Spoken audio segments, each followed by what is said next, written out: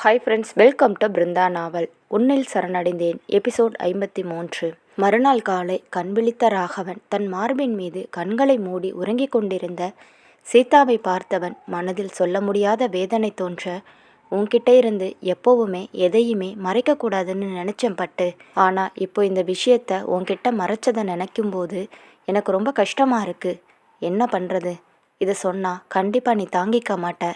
ஆனால் எனக்கு நம்பிக்கை இருக்குப்பட்டு, நம்மளுக்கு கண்டிப்பாக குழந்தை பிறக்கும் என்று கூறியவன் தனக்குத்தானே சமாதானம் செய்து கொண்டு அவள் நெற்றியில் முத்தமிட்டான். அவனின் தொடுகையை உணர்ந்தவள் மெல்ல கண்களை திறந்தாள். அவளை பார்த்து புன்னகைத்தவன், பட்டு சீக்கிரமாக குளிச்சுட்டு கிளம்பு, நம்ம கோவிலுக்கு போயிட்டு அப்படியே ஊருக்கு போகணும். நான் ட்ரெயின் டிக்கெட் புக் பண்ணியிருக்கேன் என்றான். சரி என்று தலையசைத்தவள் அவனிடமிருந்து விலகி பாத்ரூமை நோக்கி சென்றாள்.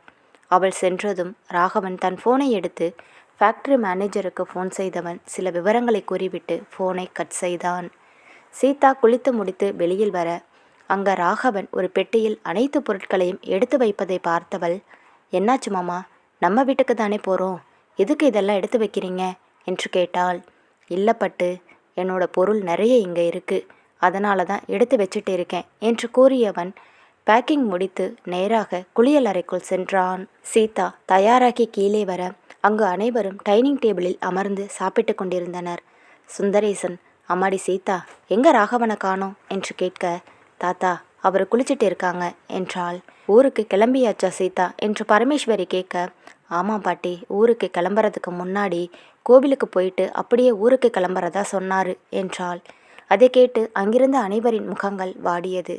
ஏதோ பாரு புள்ள, எதையும் போட்டு மனசில் நினச்சிக்கிட்டு இருக்காத, கடவுள் கண்டிப்பாக உங்களுக்கு குழந்தை கொடுப்பாரு என்று பரமேஸ்வரி கூற, ஆமாம் சீதா, நானும் பாட்டியும் கூட 2 வருஷம் கழித்து தான் புள்ள பெற்றுக்கிட்டோம், இதுக்கெல்லாம் போய் கவலைப்பட்டுட்டு இருக்கலாமா என்று அவளுக்கு சமாதானம் கூறினார் சுந்தரேசன்.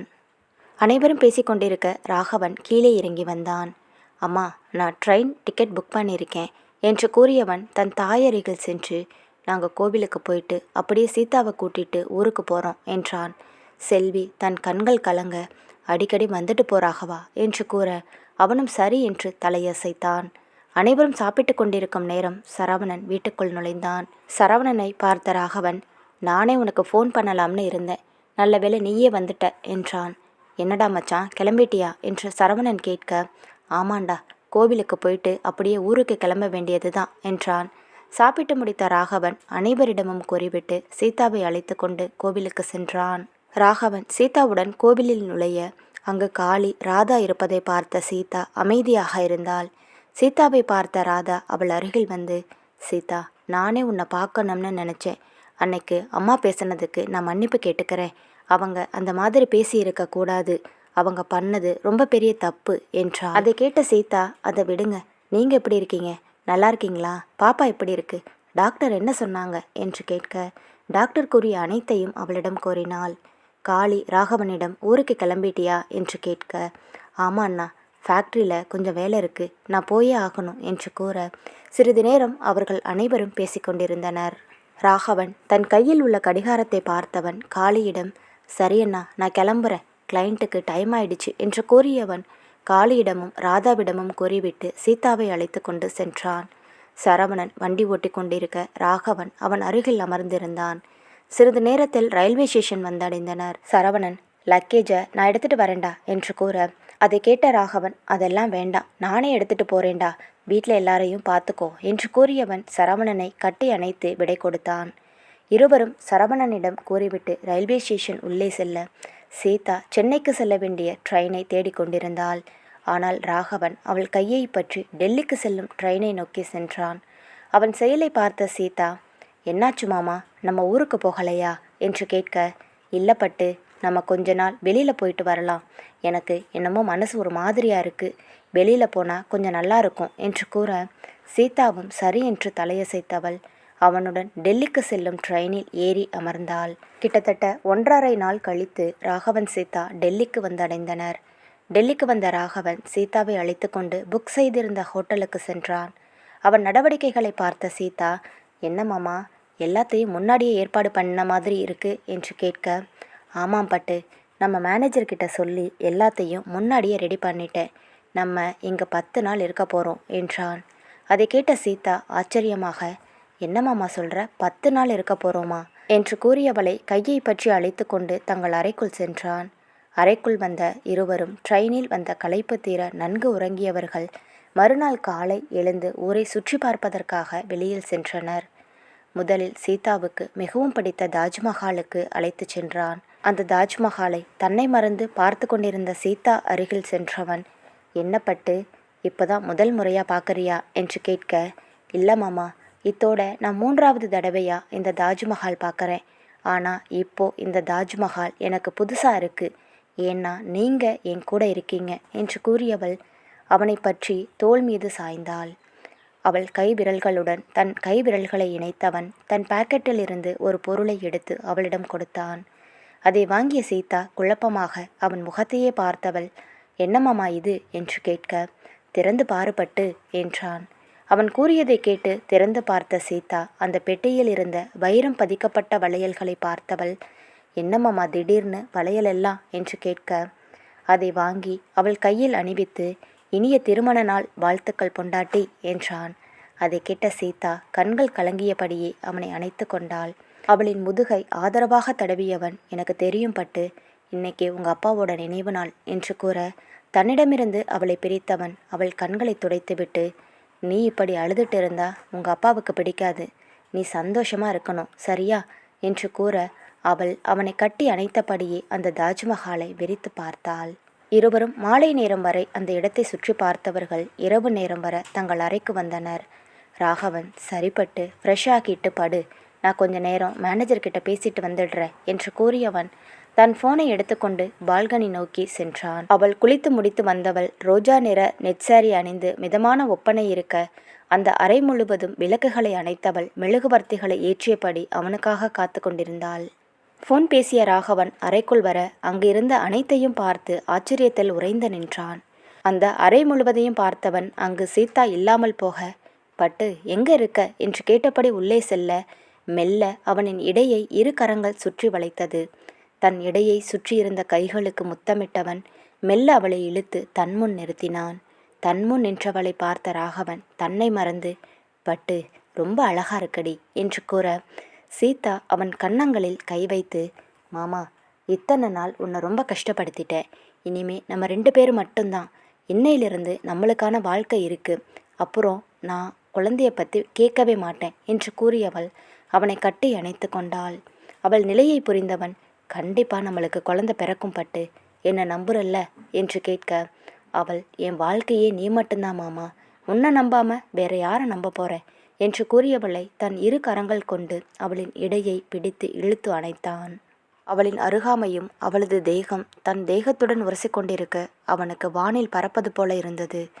அவள் ஒரு படி மேலே சென்று அவன் கழுத்தை தன் 2 கைகளால் மாலை போல கட்டி கொண்டாள். அவள் அவனை ஏக்கத்தோடு பார்க்க அவளது விழி தரிசனத்திற்காக காத்திருந்தவன் அவளது விழி அசைவில் தன்னை முழுவதுமாக தொலைத்திருந்தான். ஆனால் அவளோ படபடக்கும் விழிகளோடு அவனை ஏறிட்டிருந்தாள். அவளது இதயம் கூட ரயில் செல்லும் தண்டவாளம் போல தடதடவென அடித்து கொண்டது. தன் கண்ணை பார்த்து பட்டாம்பூச்சி சிறகு போல் படபடக்கும் அவள் இமைகளை கண்டு ரசித்தவன் விழிகள் தன்னை மறந்து அவளது விழிகளுக்குள் தன்னை தொலைக்க தொடங்கியது. இருவரும் இமைக்க மறந்து ஒருவரை ஒருவர் பார்த்து கொண்டிருக்க அந்த நொடி அவர்களுக்கு நீண்டு கொண்டே சென்றது. இந்த நொடி அவர்களது விழிகளுக்கு மட்டுமின்றி அவளது உலகத்திலும் அவன் மட்டுமே இருந்தான். அவனுக்கும் அதே நிலைதான் அந்த நொடி. இருவரும் தங்களை மறந்து ஒருவரது விழியில் ஒருவரை தொலைத்து கொண்டு இருக்க அந்த வெளி மயக்கம் அவனை வேறொரு உலகிற்கு அழைத்துச் சென்றது. அதன் விளைவாக நொடிப்பொழுதில் அவன் அவளது இதழ்களை சிறை செய்திருக்க சிங்கத்திடம் குட்டிய மான்குட்டி போல அவளது இதழும் அவன் இதழுக்குள் சிக்கிக் கொண்டது. நொடிப்பொழுதில் ஏற்பட்ட தாக்குதலை துளியும் எதிர்பார்க்காதவள் சில நொடிகள் தடுமாறியவள் மூளை வேலை நிறுத்தம் செய்துவிட்டது. அதுவும் சில நொடிகளுக்கு மட்டுமே.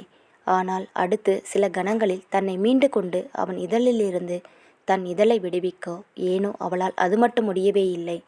ஆனால் அவனும் அவள் நிலை உணராமல் விழிமூடி அவளது இதழில் தேன் சுவையை ஆழமாக ரசித்து ருசித்து உறிஞ்சி எடுத்து கொண்டிருந்தான். ஒரு பெண்ணின் இதழ் சுவையை கண்டவனுக்கு அதுவே தான் நீண்ட காலம் உயிர் வாழ தேவையான அமிர்தம் போல இருக்க மொத்தமாக சுயமறந்து அவள் இதழில் கரைய தொடங்கிவிட்டான். எங்க இடைவெளி விட்டால் தனக்கு கிட்டிய அமிர்தம் தன் கையை விட்டு சென்றுவிடுமோ, மீண்டும் தனக்கு கிடைக்காமல் போய்விடுமோ என்று நினைத்து அவளின் இதழை ஆழமாக ருசித்து கொண்டிருந்தான். நொடிகள் நிமிடங்களாக நீள அவனோ தன் முத்தத்தின் ஆழத்தை கூட்டினானே தவிர குறைக்கவில்லை. நீண்ட நேரமாக அவளின் இதழை விடாமல் சுவைத்து கொண்டிருந்தவன் அவளுக்கு மூச்சு முட்ட சட்டென்று நினைவுக்கு வந்தவன் அப்பொழுதுதான் அவளின் இதழை விடுதலை செய்தான். அவளை தனது கைகளால் அள்ளிக்கொண்டு நேராக மெத்தைக்கு சென்றான். அவளை மெத்தையில் படுக்க வைத்தவன் அவள் மேலே படர்ந்தான். அவளை மேலிருந்து கீழாக காதலாக ஒரு பார்வை பார்த்தான். அவளிடம் தன் முழு வேகத்தையும் காட்ட அவளும் அந்த கூடலில் உச்சக்கட்ட அவஸ்தையில் திளைத்தாள். நாட்கள் யாருக்கும் நிற்காமல் சென்று கொண்டே இருந்தது. சீதாவும் ராகவனும் 10 நாட்கள் டெல்லியிலிருந்து அந்த இடம் முழுவதும் சுற்றி பார்த்து பின்பு சென்னை வந்து சேர்ந்தனர். சீதா முன்பு போல் இல்லாது இப்பொழுது குழந்தையை பற்றி கவலையில்லாமல் ஓரளவுக்கு தேறியிருந்தாள். ராகவன் அந்த அளவுக்கு அவளை தேற்றி கொண்டு வந்திருந்தான் என்பதுதான் உண்மை. காலையில் எப்பொழுதும் போல அலுவலகத்திற்கு அவளுடன் செல்பவன் மாலை வந்ததும் அவளுடனே இருப்பான். அவளிடமிருந்து சிறிதளவும் விலகாமல் அவளை பார்த்து கொண்டான். பாக்கியம் வீட்டில் நதியாவுக்கு வளைகாப்பு செய்வதற்கு அனைத்து ஏற்பாடுகளும் செய்து கொண்டே இருந்தனர். ராதாவுக்கு இப்பொழுதுதான் 7 மாதங்கள் என்பதால் 3 மாதத்திற்கு பிறகு அவளுக்கு வளைகாப்பு வைத்து கொள்ளலாம் என்று முடிவெடுத்தனர். காளி ராகவனுக்கு ஃபோன் செய்து வளைகாப்பு பற்றிய அனைத்து விவரங்களையும் கூற, ராகவன் வேலை இருப்பதாகவும் குழந்தை பிறக்கும் பொழுது கண்டிப்பாக அங்கு வந்து பார்ப்பேன் என்றும் கூறிவிட, அதற்கு மேல் அவனை வற்புறுத்தாமல் விட்டுவிட்டான். சீதா எவ்வளவு சொல்லி வற்புறுத்தியும் ராகவன் இந்த ஒரு விஷயத்தில் மட்டும் பிடிவாதமாக இருந்தான். இப்போ எதுக்கு மாமா இந்த மாதிரி பண்ணுறீங்க? வீட்டில் நம்ம இல்லைன்னா எவ்வளவு வருத்தப்படுவாங்க, உங்களுக்கு தெரியும்ல என்று கேட்க, பட்டு இந்த ஒரு விஷயத்தில் மட்டும் நான் உன் பேச்சை கேட்கவே மாட்டேன். நீ இப்போதான் எல்லாத்தையும் மறந்துட்டு நிம்மதியாக இருக்க. திரும்பி அங்கே போய் யாராவது பேசுனா அதை உன்னால் தாங்க முடியாது. நீ படுற வேதனையை பார்த்து என்னால் நிம்மதியாக இருக்க முடியாது என்று ராகவன் பிடிவாதமாக கூற, சீதாவும் அதற்கு மேல் ஏதும் பேசாமல் அதை அப்படியே விட்டுவிட்டாள். வளைகாப்பு நாளும் வந்தது. நதியாவை குலதெய்வ கோவிலில் அமர வைத்து பெண்கள் அனைவரும் அவர்களுக்கு நலுங்கு வைத்து வளையல் போட்டு கொண்டிருந்தனர். நதியா பச்சை நிற புடவையும் அதற்கேற்ற அணிகலன்கள் அணிந்திருந்தவள் தாய்மையின் பொறிப்பில் அழகாக தெரிந்தாள். தன்னவளின் அழகில் தன்னை மறந்த சுரேஷ் அவள் அருகில் சென்று அவளின் கன்னத்தில் சந்தனம் வைத்து கைகளில் தங்க வளையலை பூட்டினான். அவன் செயலில் முகம் சிவந்தவளின் நெற்றியில் முத்தமிட்டு, ரொம்ப அழகா இருக்க நதியா என்று கூறியவன் நெற்றியோடு நெற்றி முட்டினான். அதை பார்த்த அங்கிருந்த பெண்கள், என்ன சரவணா, பொண்டாட்டிய பிரிய போறதை நினைச்சு கவலையா இருக்கியா என்று கேட்டனர். அப்பொழுதுதான் சுரேஷுக்கு நதியா தன் தாய் வீட்டிற்கு செல்லும் நினைவு வந்தது. அவர்கள் கூறியதை கேட்ட சுரேஷ் முகம்பாட, நதியா, அம்மா வீடு என்ன ரொம்ப தூரமாக இருக்கு? இங்கே தானே இருக்கு, டெய்லி வந்து என்னை பார்க்க மாட்டீங்களா என்று கூறி சமாதானப்படுத்த, சுரேஷ் சரி என்பது போல் தலையசைத்தான். சுந்தரேசன் குடும்பத்தில் அனைவர் முகத்திலும் மகிழ்ச்சி இருந்தாலும் ராகவன் சீதா கலந்து கொள்ளாததை எண்ணி மிகவும் கவலையாக இருந்தனர். சுரேஷ் சரவணனுக்கு ஃபோன் செய்ய அதை அட்டன் செய்தவன், இதோ வந்துட்டேன், 10 நிமிஷத்தில் நாங்கள் அங்கே இருப்போம் என்று கூறி காலை கட் செய்தவன் சாந்தியை அழைத்து கொண்டு வந்தான். சரவணன் சாந்தியை அழைத்து கொண்டு உள்ளே வர, சாந்தியை பார்த்ததும் நதியாவிற்கும் மிகவும் மகிழ்ச்சியாக இருந்தது. தன் அருகில் வந்து நின்ற சாந்தியை பார்த்த நதியா, ஏண்டி இவ்வளவு நேரம், முன்னாடியே வரமாட்டியா என்று திட்டினாள். தங்கச்சி வரேன்னு சொன்னாடி, அதுதான் அவங்கள அனுப்பி விட்டுட்டு நான் வர்றதுக்கு லேட் ஆயிடுச்சு என்று சாந்தி கூற, தாமரையோ ஆசையாக நதியாவின் அருகில் ஓடி வந்தாள். நதியாக்கா எப்படி இருக்கீங்க என்று தாமரை கேட்க, நான் நல்லா இருக்கேன் தாமரை, உனக்கு ஸ்கூல் எல்லாம் முடிஞ்சுதா என்று கேட்டாள். எனக்கு முடிஞ்சதாக்கா, பாப்பா என்ன சொல்றா என்று கூறியவள் நதியாவின் வயிற்றில் கை வைக்க குழந்தையின் அசைவை பார்த்தவள், அக்கா பாப்பா அசைறான் என்று ஆசையாக கூறினாள். அதை கேட்ட நதியா, ஆமாண்டி, அவன் டெய்லி இப்படி தான் அட்டகாசம் பண்ணுறான் என்று கூறிக்கொண்டிருக்க அங்கு வந்த பெண்கள் அனைவரும் அவளுக்கு நலுங்கு வைக்க தொடங்கினர். நதியாவிற்கு இறுதியாக சாந்தி நலுங்கு வைத்தாள். சாந்தி நலுங்கு வைப்பதை பார்த்த அங்குள்ள ஒரு பெண் மற்றொரு பெண்ணிடம், இதோ பாத்தியாடி, இவளுக்கும் இன்னும் குழந்தை நிற்கலன்னு குசு குசுன்னு பேசிக்கொள்ள அனைத்தையும் காதில் வாங்காதவள் நலுங்கு வைத்து முடித்தாள். ஆனால் கூட்டத்தில் பேசிக்கொண்ட அனைத்தையும் காதில் வாங்கி கொண்ட தாமரைக்கு கோபம் தாங்கிக் கொள்ள முடியவில்லை. நேராக அந்த பெண்களிடம் சென்றவள், நீங்கள் எல்லாம் பெரியவங்க தானே, ஏன் இந்த மாதிரி எல்லாம் பேசுகிறீங்க?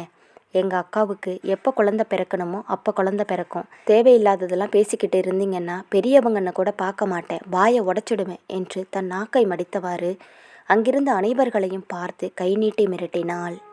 தாமரை கத்தியதை கேட்ட சரவணன், ஏன் இந்த மாதிரி பேசிட்டு இருக்க, என்ன ஆச்சு என்று கேட்க, மாமா இங்க பாருங்க என்ன பேசிட்டு இருக்காங்கன்னு. நீங்க எப்போ குழந்தை பெற்றுக்கணும்னு உங்களுக்கு தெரியாதா? இவங்க என்னமோ என் அக்காவுக்கு குழந்தை பிறக்காதுங்கிற மாதிரி பேசிட்டு இருக்காங்க என்று கோபமாக கத்த சாந்தியின் முகமும் சட்டென்று வாடியது. தன் முக வாட்டத்தை மறைத்த சாந்தி, அவங்களுக்கு எப்போவுமே அதே எண்ணம்தான். மற்றவங்க வீட்டில் என்ன நடக்குதுன்னு அதை பற்றி பேச தான் இந்த மாதிரி இடத்துக்கெல்லாம் வராங்க என்றாள். ஏங்க உங்களுக்கெல்லாம் ஏன் இந்த மாதிரி புத்தி போகுது? எங்களுக்கு எப்போ குழந்தை பெற்றுக்கணும்னு எங்களுக்கு தெரியாதா என்று சரவணன் கூற, ஆமாம் மாமா, நீங்கள் குழந்தைய பெற்று அவங்க கிட்ட கொடுங்க, அவங்க வளர்த்து ஆளாக்கிடுவாங்க என்று தாமரை கூற, அந்த பெண்கள் அனைவரும் அமைதியாக வாயை மூடிக்கொண்டனர். தாமரை அதோடு விடாமல் தன் மனதில் உள்ள அனைத்தையும் திட்டி தீர்க்க, இதை அனைத்தையும் கவனித்து கொண்டிருந்த சுந்தரேசன் அந்த பெண்களிடம் வந்து அவர்களை திட்டி அனுப்பி வைத்தார். சாந்தி அருகில் வந்தவர், நீ எதுக்கும் கவலைப்படாதம்மா, அவங்க கிடக்கிறாங்க என்று கூற, நான் எதுக்கும் கவலைப்படலை தாத்தா என்று கூறியவள் சரவணனை முறைத்துவிட்டு சென்றாள். அவளின் பார்வையை உணர்ந்த சுந்தரேசன், எதுக்குடா அந்த பொண்ணு உன்னை இப்படி முறைக்குது, நீ எதனா வேலை பண்ணி வச்சிருக்கியா என்று கேட்க, அப்படியெல்லாம் ஒன்றுமில்லை தாத்தா, நீங்கள் வாங்க சாப்பிடலாம் என்று அவரை அழைத்து கொண்டு சாப்பிடுவதற்கு சென்றான். சாந்தி சாப்பிட மனமில்லாமல் வீட்டுக்கு செல்ல, அவள் செல்வதை பார்த்த நதியாவுக்கு மனது மிகவும் கஷ்டமாக இருந்தது. சுந்தரேசன் குடும்பத்தில் அனைவருக்கும் விஷயம் தெரிய மிகவும் வருத்தப்பட்டனர். நதியாவிற்கு சீமந்தம் நல்லபடியாக முடிய நதியாவை நல்லபடியாக தன் தாயின் வீட்டிற்கு அனுப்பி வைத்தனர். சரவணன் பைக்கை ஓட்டிக்கொண்டு வர அவனுக்கு பின்னால் அமர்ந்து வந்த சுரேஷ், டேய் எங்கடா போற என்று கேட்க, எனக்கு ரொம்ப மனசு கஷ்டமாக இருக்குது என்று கூற, டேய் கோவிலில் நடந்த விஷயத்தை யோசிச்சுட்டு இருக்கியா, நீ ஒன்றும் கவலைப்படாத என்று சுரேஷ் கூற, அவனை வலுக்கட்டாயமாக அழைத்து சென்றான் சரவணன். நேராக ஒயின் ஷாப் முன்னாடி வண்டியை நிறுத்தியவன் சரக்கை வாங்கி கொண்டு மீண்டும் வண்டியை எடுத்தான். இப்போ எங்கடா போற என்று கேட்க, வாடா நம்ம தோட்டத்துக்கு போகலாம் என்றான். தோட்டத்துக்குள் வந்த இருவரும் ஓரிடத்தில் அமர, சரவணன் ஒரு டம்ளரை எடுத்து அதில் சரக்கை ஊற்றியவன் தண்ணீரையும் கலந்தவன் சுரேஷிடம் நீட்டினான். உனக்கு ஏதோ பிரச்சனை இருக்கு, எனக்கு நல்லா தெரியுது, அதை முதல்ல சொல்லு, அதுக்கப்புறம் இதை குடிக்கிறேன் என்று அவன் கூற, அதெல்லாம் ஒன்றுமில்லடா, அந்த பொம்பளைங்க எல்லாம் இன்னைக்கு பேசுனாங்கல்ல, ஒரு மாதிரியா இருந்துச்சு, வேற ஒன்றும் இல்லை, நீ குடி என்று கூற மீண்டும் டம்ளரை எடுத்து அவன் கையில் கொடுத்தான். இருவரும் மாறி மாறி சரக்கடிக்க சரவணனுக்கு போதை அதிகமாகி உளரத் தொடங்கினான்.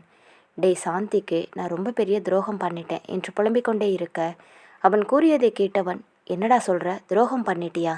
தோட்டத்தில் வேலை செய்ய வந்த பொண்ணை கையை பிடிச்சி இழுத்துட்டியா என்று கேட்க, அட போடா, அழகு தேவதை மாதிரி இருக்கிற பொண்டாட்டியை வச்சுக்கிட்டு நான் எதுக்கு மற்ற பொண்ணுங்க கையை பிடிச்சு இழுக்கணும், இது வேறடா என்று கூறினான். டேய் நீ சொல்கிறத பார்த்தா எனக்கே பைத்தியம் பிடிச்சிடும் போல இருக்கு, என்னன்னு தயவு செஞ்சு சொல்லி தொல்லடா என்று கூற, டேய் நான் என்ன காரியம் பண்ணேன் தெரியுமா என்று கூறியவன் சாந்தியிடம் தற்போது தங்களுக்கு குழந்தை வேண்டாம் என்றும் ராகவனுக்கு குழந்தை பிறந்த பிறகு தங்கள் குழந்தையை பெற்றுக்கொள்வதாக சொன்னது என்று அனைத்தையும் ஒன்றுவிடாமல் கூறினான். இதை கேட்ட சுரேஷுக்கு கோபம் தலைக்கு ஏற, டேய் பைத்தியக்கார பயலே, என்ன பண்ணி வச்சிருக்க தெரியுமா, பாவண்டா அந்த புள்ள, எவ்வளவு மனசு கஷ்டப்பட்டு இருக்கும், ஏண்டா இந்த மாதிரி ஒரு காரியம் பண்ணன என்று கேட்க, அவன் அமைதியாக தலையை குனிந்து கொண்டான்.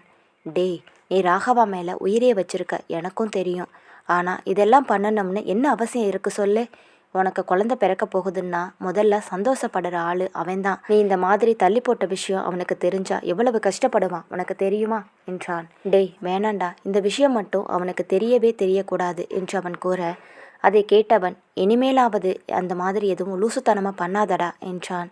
எந்த ஒரு விஷயத்தில் மட்டும் நான் யார் பேச்சையும் கேட்கறதா இல்லை, எனக்கு ராகவனோட குழந்தைய பார்க்கணும், அதுவரை எந்த சந்தோஷமும் எனக்கு தேவையில்லை என்று கூறியவன் தன் கண்களை துடைத்து கொண்டு, வா உன்னை வீட்டில் விடுறேன் என்று கூறி அவனை அழைத்து கொண்டு சென்றான். சரவணன் பேசியதை கேட்டு சுரேஷுக்கு என்ன செய்வதென்றே தெரியவில்லை. கண்டிப்பா இதை ராகவன் கிட்ட சொல்லணும் என்று முடிவெடுத்தான். மறுநாள் காலையில் எழுந்த நதியாவுக்கு சாப்பிடும் பொழுது திடீரென்று வழி வந்து கத்த அவளது தாயார் சுரேஷுக்கு ஃபோன் செய்தார். நதியாவுக்கு வழி வந்ததை தெரிந்ததும் சரவணன் வேகமாக அவளின் வீட்டுக்கு சென்றவன் காளியிடமும் சரவணனிடமும் கூறிவிட்டு நதியாவை அழைத்து கொண்டு மருத்துவமனைக்கு சென்றான். நதியாவை மருத்துவமனையில் சேர்க்க அவள் வலியில் துடித்து கொண்டிருந்தாள். அவள் வலியில் கத்துவதை கேட்டு சுரேஷுக்கு ஏனோ அடிவயிற்றில் ஒருவித பயம் தோன்றிக்கொண்டே இருந்தது. சுரேஷ் கூறியதை கேட்டதும் காளி, பாக்கியம், கவரிமான் மூவரும் வந்திருக்க இங்கு செல்வி வந்திருந்தார். செல்வியை பார்த்ததும் சுரேஷ், பெரியம்மா எனக்கு ரொம்பவே பயமாக இருக்குது, அவள் எப்படி கத்துறா பாருங்க என்று கூற, டேய், இதுக்கெல்லாம் போய் பயப்படுவியா? ஒன்றுமில்லடா, எல்லாம் நல்லபடியாக நடக்கும் என்று அவனுக்கு தைரியம் கூறினார். நதியா கத்துவதை பார்த்த காளிக்கு ராதா இவ்வாறு கத்தினால் தன்னிலை என்ன என்று எண்ணியவனுக்கு உள்ளுக்குள் ஒருவித பயமே தோன்றியது. கிட்டத்தட்ட 3 மணி நேரம் போராட்டத்திற்கு பிறகு நதியாவுக்கு அழகிய ஆண் குழந்தை பிறந்தது.